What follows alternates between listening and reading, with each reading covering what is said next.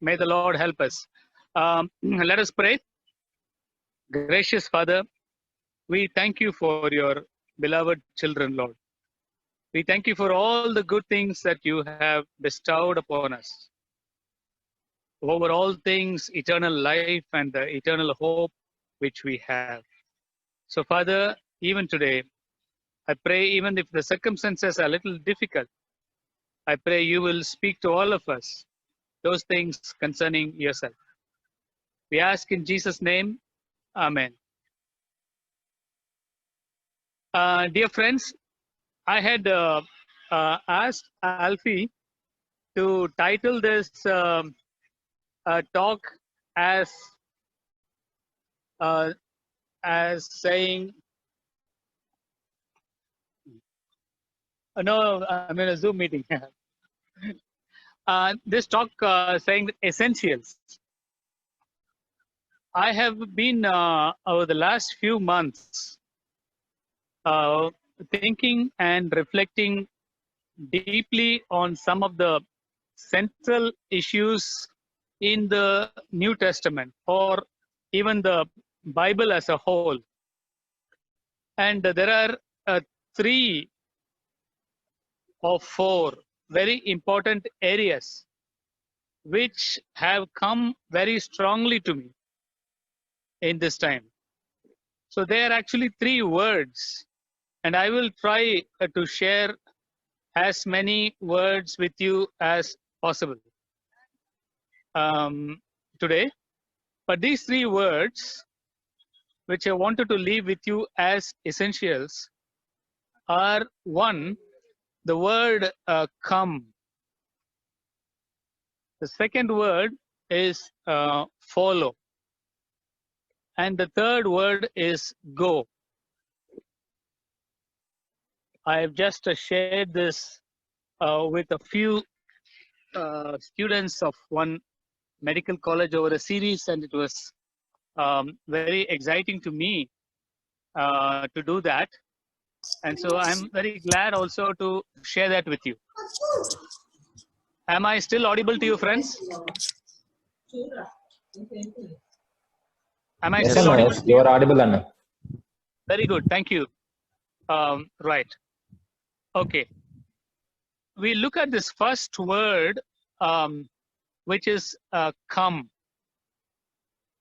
Can anybody say in the Gospels where this word come occurs in the first place?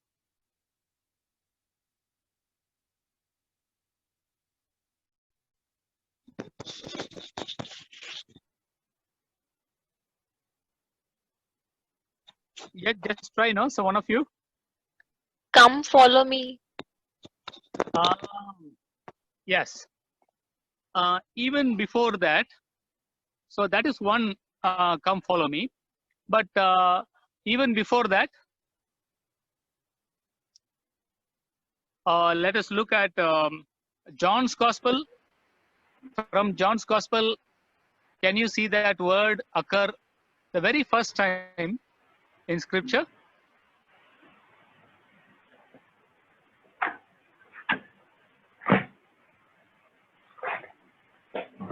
See, all of us have come to fellowship, no? So many of us have many different thoughts about our Lord. But in John's Gospel, John the Baptist introduces our Lord to his disciples, saying, "Behold the Lamb of God who takes away the sin of this world." And the next day, John and his disciples see Jesus passing that side, and John says, "Behold the Lamb of God." And so his disciples begin to follow Jesus Christ. And when they meet him, they say, "Rabbi, where are you staying?" And our Lord says, "Come and you will see." See, friends, I want you to seriously think about this as the first encounter between you and Jesus. these disciples do not know Jesus. And this is the first time our Lord is seeing them. And the first word which comes out of our Lord's mouth is, come. So they go with him and they stay with him that day in this house. And once that meeting is over, they have come to the conclusion that this is the Lamb of God. So I want to leave that beautiful word with you, which says, come. Let us explore this word a little more further. Down in the line again, we come across this verse in Matthew 11 and all. Come unto me, all who labor and are heavy laden, and I will give you rest. The qualification to come to Jesus is anybody who is heavy laden. And the Lord is asking them to come to him so that he can take away that burden and give us rest.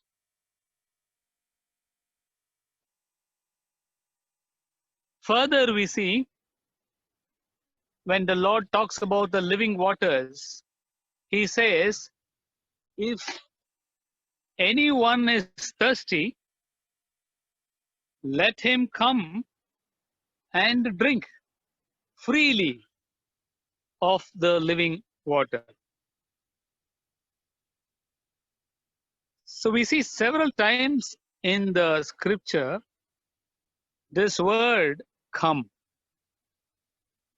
So what are we called to come?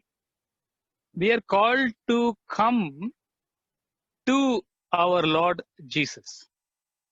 This whole thing which we are engaged in, all our Bible studies, all our fellowships, all our churches, all our teachings, all our activities are just saying one thing: come to Jesus.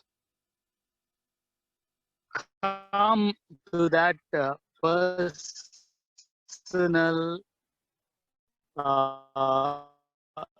relationship with Jesus.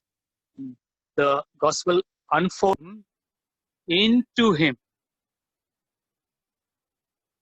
We are asked to come into Jesus. So now it has gone another step further.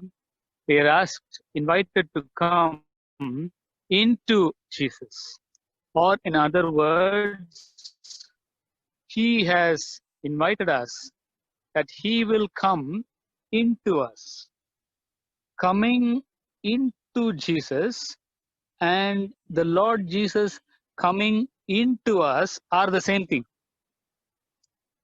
I in you, you in me. In some place it will say, knock, I stand at the door and knock. If you open, I will come inside. In another verse it says, if you will keep my commandments, I and my Father will come to you and make our home in you.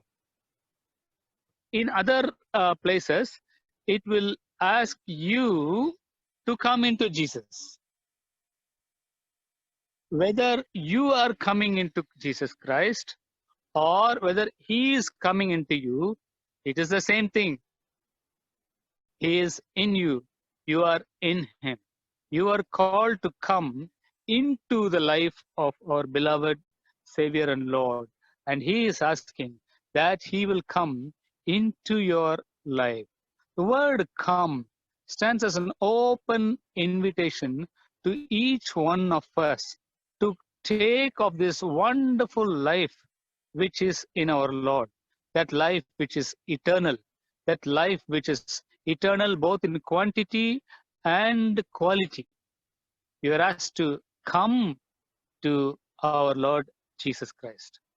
Now, many of us have a big doubt about this matter.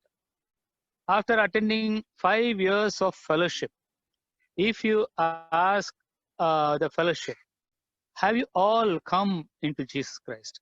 Has the Lord Jesus Christ come into you? Are you born again? Are you saved? Do you have eternal life? Is your name written in the book of life? If you ask questions like that, many of us are not very confident of answering. Many of us have great doubts about this matter. This is a very vital thing, brothers and sisters. This word come, because this word come is, in other words, what we are saying, are you born again?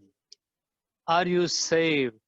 Have you taken of the righteousness which Jesus Christ our Lord gives to his children?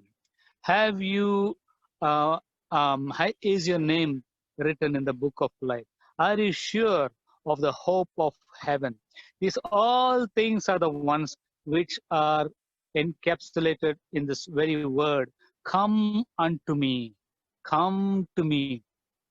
Our job is to come to him. Our job is to bring everybody else to Jesus. We don't bring people to fellowship. We don't bring people to EMFI. We don't bring people to church. We bring people to Jesus through all these things. Through all these things. We don't bring people to particular Anna or brother or pastor. Yes, these are all beloved people, and the Lord works through all of us. But all of us are doing only one thing. We are all coming to Jesus, and we're all bringing every brother and sister into the Lord Jesus. Have you come? Is a very, very fundamental question. Those of us who have come to this fellowship meeting, I would like to ask the question, why have you come? If you have come to speak Sam Siddhartha, Anna speak, or if you have come to have a good time, then that's good. We are brothers and sisters, and most welcome. Most welcome to meet each other. Most welcome to meet with me. Most welcome to meet with Annas and Akkas and each other. Most welcome. It's beautiful. But if we stop there, it will be pitiful. Because we have to come to him through all this.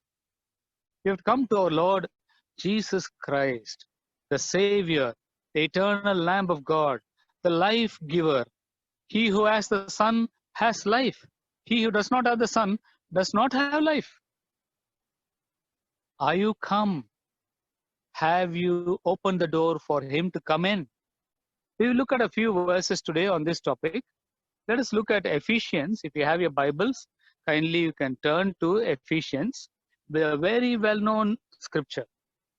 Beautiful piece of scripture, which has become so special to all of us nowadays. Ephesians 2. Can anybody read from 8 to 10? Ephesians 2, 8 to 10.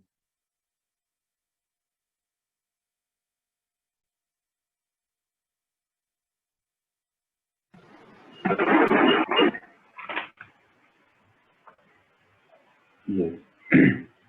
For by grace you have been saved through faith, and that not of yourself, and it is the gift of God, not of works, lest anyone should boast. For we are his workmanship, created in Christ Jesus for good works, which God prepared beforehand that we should walk in them. Therefore, remember that you once Gentiles in the flesh, who are called uncircumcision by what is called the circumcision, made in the flesh by hands, that at that time you were without Christ, being aliens from the commonwealth of Israel and strangers from the covenants of promise, having no Enough. hope Up to and 10 without... is enough. Up to 10 is enough. Up to 10. Enough. I think we have already Yes. done that. Yes. So, when we say come, we are primarily talking about coming to Jesus for all the good things he gives us. He gives us health, he gives us wealth, he gives us education, he heals our diseases, he cleanses our sorrows. But he came primarily to save us. That's why he is called the Savior.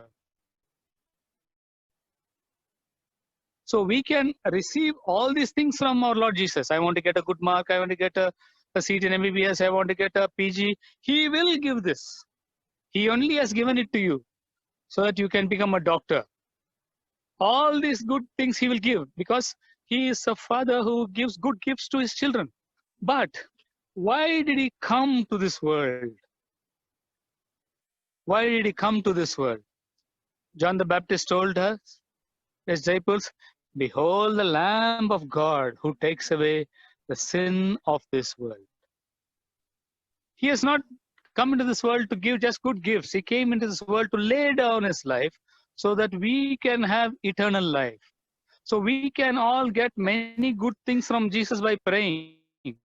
But the primary question is, have you received from him what he came into this world for? To give you. He came to give you salvation from a life which is perishing into a life which will never perish. A life like his own. He came to give you his Holy Spirit inside of you, to immerse you in the Holy Spirit. This is salvation, brothers. Immersion, being born again in the Holy Spirit. That is salvation. Have you received from our Lord Jesus this great gift is the question. So the word come in its core meaning is, have you come to Jesus and have you received this great and precious salvation which our Lord gives you? There are many of us who have had this experience, even in our fellowship. But I am talking today, brothers, to those who have doubts about this matter. That is why I started by saying, please remember the first impression of Jesus. The first words of Jesus to a disciple is, come and see. If you have been afraid of our Lord, if you have been you have a different picture of our Lord, let us change it today. You are the one who are walking behind Jesus after John the Baptist said, behold the Lamb of God. You're curious. You just come to him and he turns and looks at you. He asks you, what do you want? He says, Rabbi, you don't know what are you going to say. You're saying, we just came to see where you are staying. And he says, come and see. Come unto me if you are heavy laden. Come if you are thirsty. That word of invitation is there for you, dear brother and dear sister.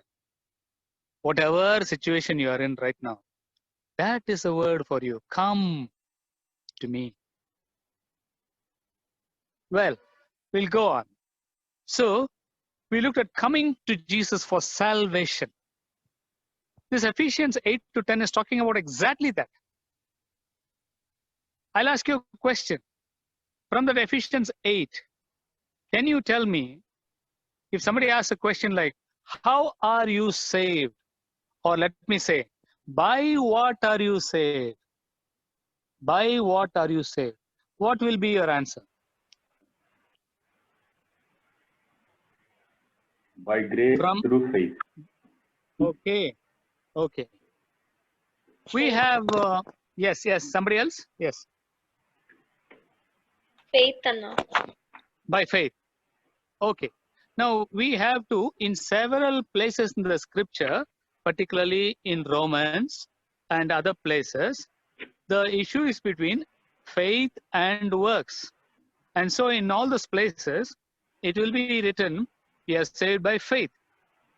But now we are seeing a peculiar sentence here.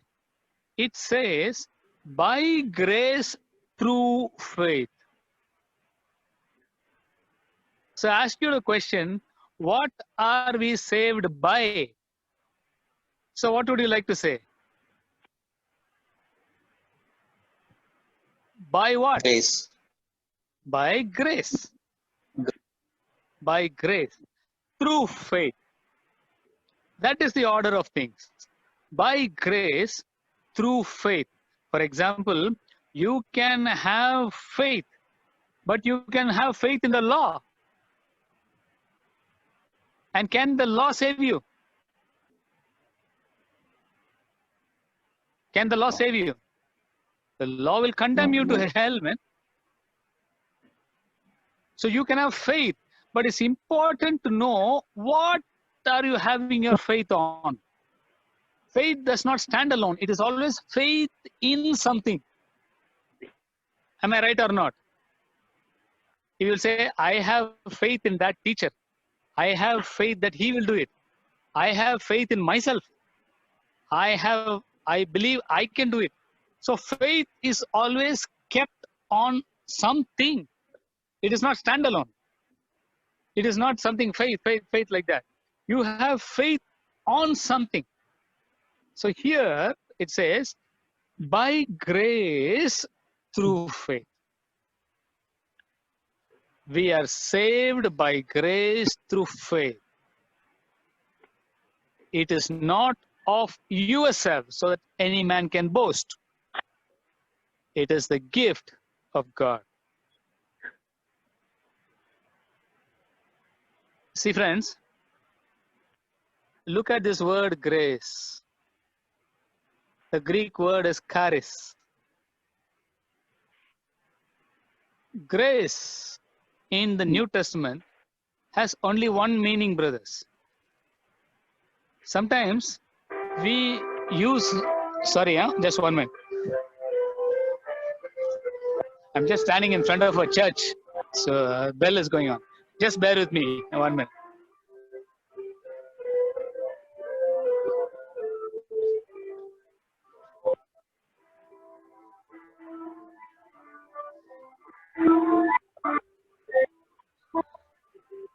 Just hang on, huh?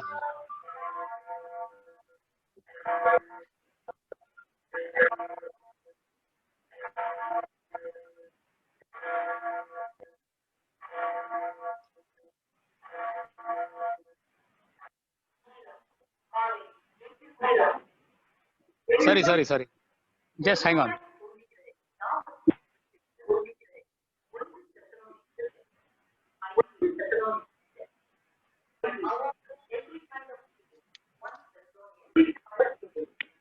Hello? Hello? Yes, Am I we can audible? hear you. We can hear you. I'm sorry. I'm just standing in Yes, front of a sir, church. very clear. The church bell has gone on. No Okay. problem. Right. Now, we're talking about grace. So, what is this grace?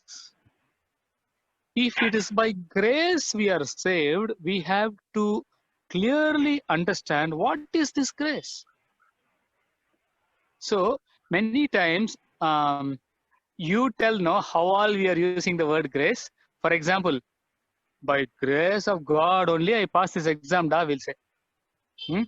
What other ways we are telling grace? Tell me. Give some illustrations.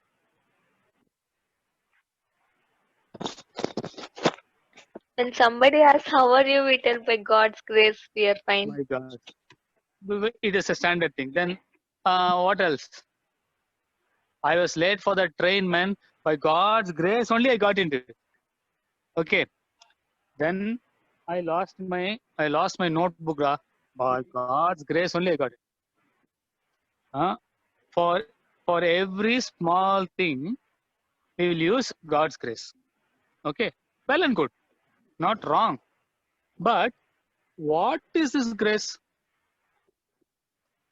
First of all, you must not talk about grace alone like that, because sometimes we use it very casually. We say she's a gracious dancer.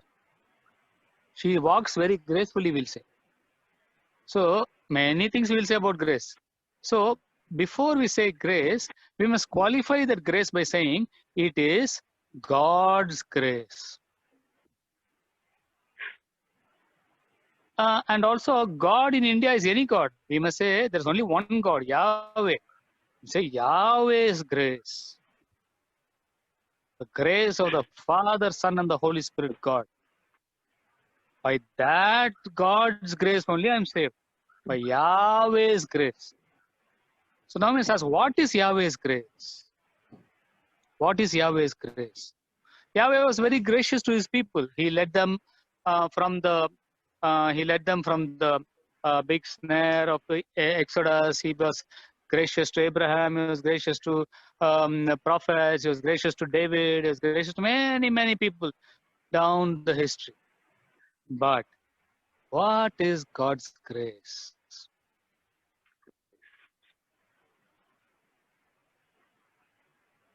Now, there is only, we'll come back to this God's grace now.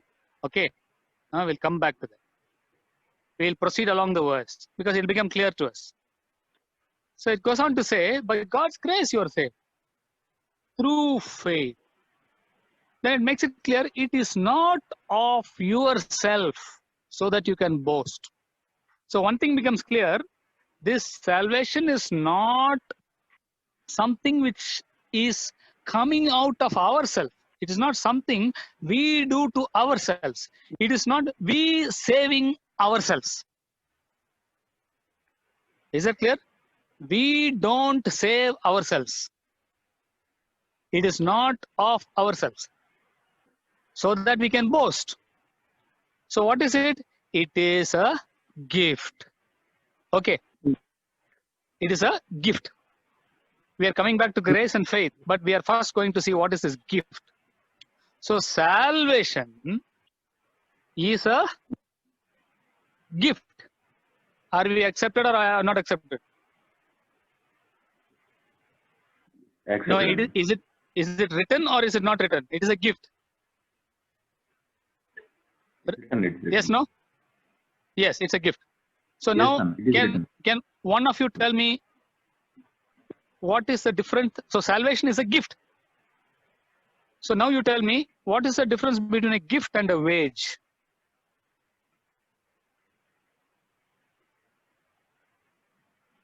What is the difference between a gift Gift is and a freely- wage? Gift is freely given for which we don't have to work, and Okay. wages are something for which we have to work, and it is like a reward we earn by working hard for that. Oh, wage is a salary, no? Coolie. You worked hard, and so is Yes, sir. salvation a salary or is it a gift? Gift. The way you will answer it will change your life. Is salvation a salary or is salvation a gift? Gift anna. It is a gift. Okay. What is the difference between a transaction and a gift?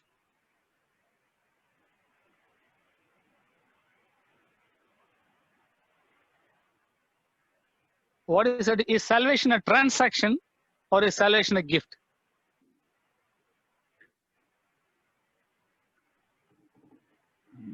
Is salvation a transaction or is salvation a gift? Gift. So what is the difference between a transaction and a gift?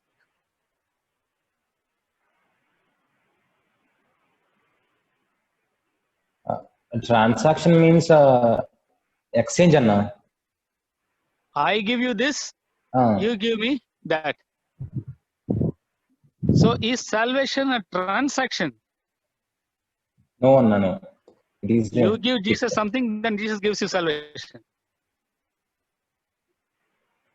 It's not. Salvation is a gift. Okay. What can you do with a gift? If somebody gives you a gift, what are the options you have?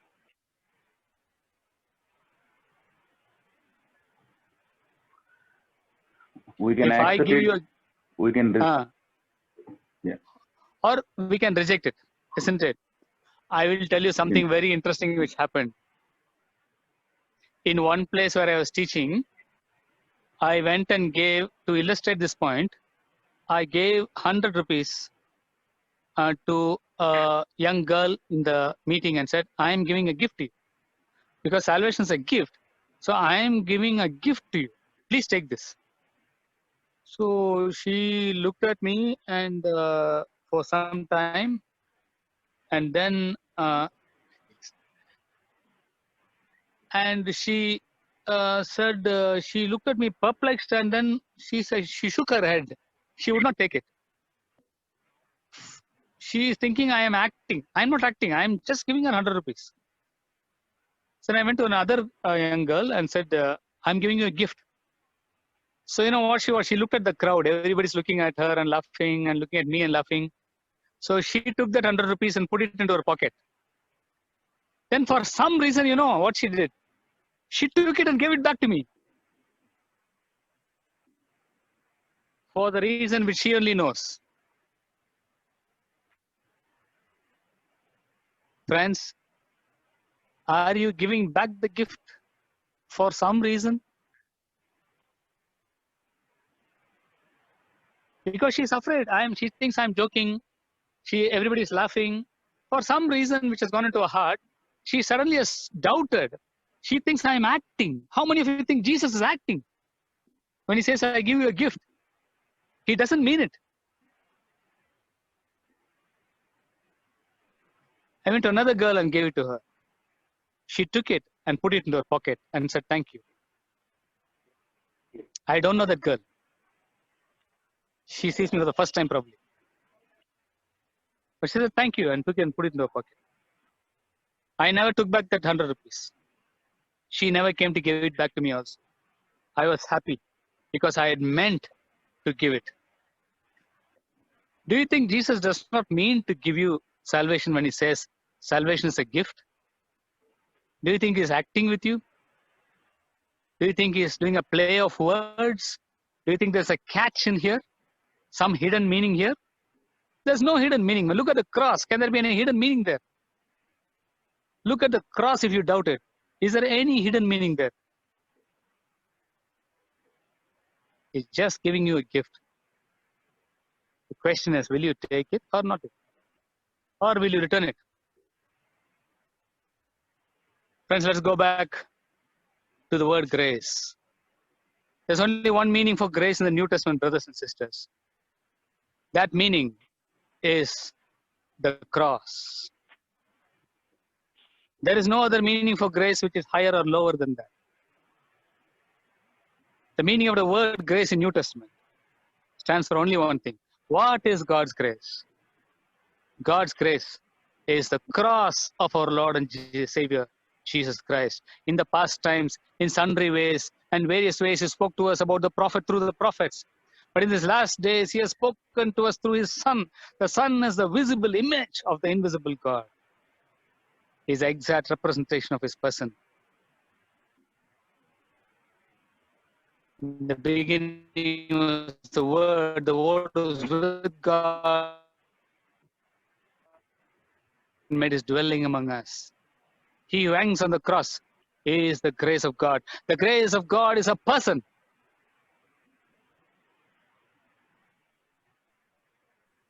It is not something God. It is a person hanging on the cross. We are saved. Can you substitute anything there? By Jesus on the cross, you are saved. No plus, no minus. There's only one more thing to see before we close today. So what is faith? So what is faith? As I told you, you must have faith on something. You must have faith in your car. Some people have faith in the aeroplane. They believe that the aeroplane, the pilot will take them safely to the other side, 5,000 kilometers above the earth. They have faith in the machines of the aeroplane, and they so decide to fly 5,000 kilometers above the earth, meters above the earth. You have to have faith in something. So, in this matter of salvation, what is the meaning of faith? You can tell me, what is this faith? We have said it's a gift. We have said grace means Jesus Christ on the cross for us. So what is faith? What faith will you have? Tell me, and we are closing. My battery is dying. It's 5 and I'm speaking on a mobile, and so I have just few minutes to go. So please tell me before it comes to an abrupt end. So what is faith? What faith? the substance of the things for which we hope. See, by grace through faith, man. So what faith, on Yes. what are you going to keep your faith on? And Jesus Christ's resurrection. I mean, You're right. You're right. See, we are talking about salvation. And God is saying, salvation is a gift. And salvation to you is by Jesus Christ. So what are you going to now believe? Faith is belief, no? So what will you believe? That Jesus Christ died on the cross instead of me. And so? and so I'm saved by And so? Jesus Christ. That's all, man. You try putting your faith on anything else. So faith is not a standalone here, because by grace through faith. By grace through, by the cross of Christ, through faith, that the cross of Christ is the way by which God saves you. Is that clear? The faith that the cross of Christ is the way Yahweh saves you. That is faith. In this context, in the context of salvation, what is faith? In the context of salvation, faith is this, which looks to what God has provided and say, Lord, my salvation is by your Son on the cross. Is that clear, friends? Is that clear?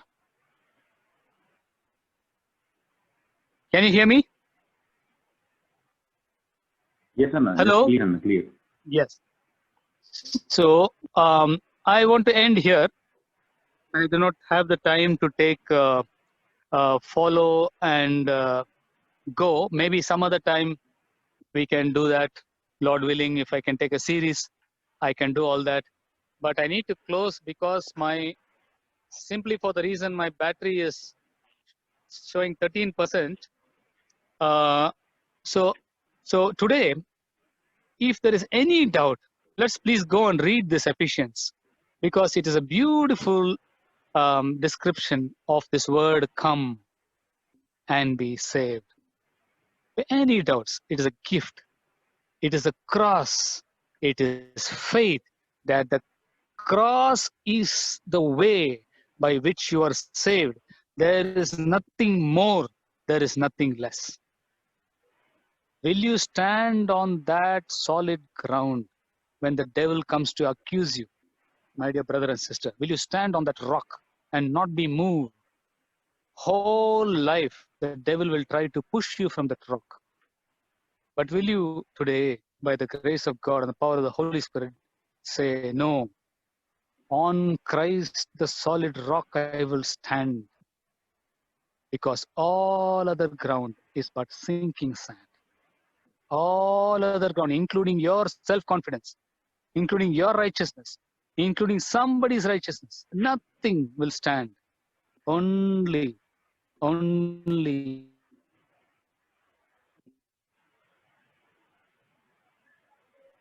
called Jesus Christ will stand. Remove it from your own self-confidence. Remove it from any ritual thing which we are having a confidence in, and put it on the grace of God. The grace of God, brothers and sisters, is a person on the cross. Will you stand there? And Jesus, to this only Jesus said, come, come unto me. Come unto me, so that you will have life. I have come that they will have life, and life would come. So take this back, thanking the Lord. How many of you will give a gift and take it back? You may, but our Lord won't. Our Lord won't. Shall we take this precious gift from our Lord? Give him all the glory and honor which is due to his name. Brothers and sisters, thank you. I'm done for today. Fine.